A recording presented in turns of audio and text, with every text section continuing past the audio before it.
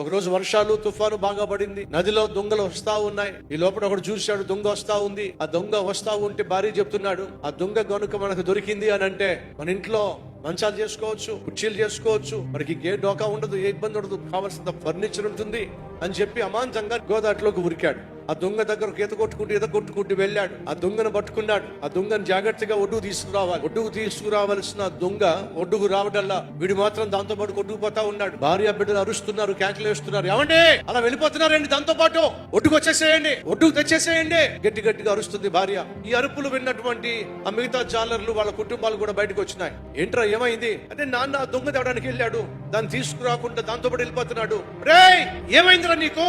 ఎదురుగుండా పెద్ద సుడిగుండం ఉంది, దాంట్లో పడ్డావంటే బతికే ఛాన్స్ లేదు. ఆ దొంగను వదిలిపెట్టేసి నీ ప్రాణాలు కాపాడుకో, వదిలేసి వచ్చేసాయిరా. అందరూ అరుస్తున్నారు, భార్య ఏడుస్తుంది, పిల్లలు ఏడుస్తున్నారు. నాన్న నాన్న ఆ దొంగను వదిలేసాయి నాన్న, నీ ప్రాణమన్నా కాపాడుకో నాన్న, వచ్చేసాయి నాన్న. పల్లెలో వాళ్ళందరూ అరుస్తున్నారు. వాడు తిరిగి అంటున్నాడు ఏంటో తెలుసు, రే గట్టుకు చేరుకోవాలి, నా బిడ్డలతో ఉండాలి, నాకు ఉందిరా, ఇది నన్ను వదలట్లేదురా.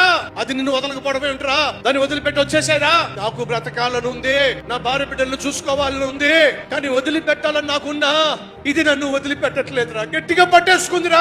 అది పట్టుకోవడం ఏమిట్రా, ఏం మాట్లాడుతున్నావు, ఏమైందిరా? దొంగ అని చెప్పి దగ్గరకు వచ్చాను రా, దొంగేమో అని పట్టుకున్నాను రా. తీరా చూస్తే ఇది దొంగ కాదురా, ఇది ముసలే. ఏదైతే తనను ఆకర్షించిందో, ఏదైతే ఆకర్షణంగా కనిపించిందో, ఏదైతే తనకు ఇంటికి తెచ్చుకుంటే కావాల్సిన ఫర్నిచర్ చేసుకోవచ్చు అని అనిపించిందో, దగ్గర దాకా వెళ్లేదాకా తెలియలేదండి అదేమిటని, ముసలి అని చెప్పి. ఆ ముసలి ఏం చేసినా తెలుసా, అమాంతంగా విండి పట్టేసుకుంది. ఆశ ఉంది. ఏమిటి ఆశ? బయటపడాలి. ఏమిటి ఆశ? బ్రతకాలి. ఏమిటి ఆశ? భార్య బిడ్డలను పోషించుకోవాలి. కానీ ఏమవుతుంది ఇప్పుడు?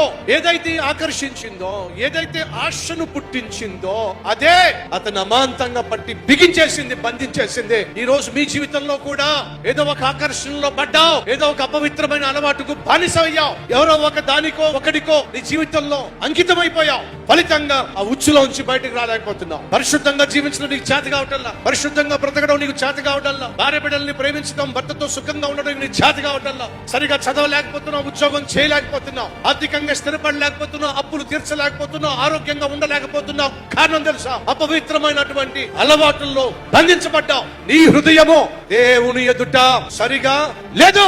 ఘోరమైన దుష్టత్వములోను, దుర్నీతి బంధకాల్లో నువ్వు బంధించబడ్డావు. నువ్వు నాశనము కాకమునిపే, నరకానికి పోకమునిపే, దేవుడికి నువ్వు నాకు వద్దు నరికి వేయక మునిపే మారు మనసు పొందో.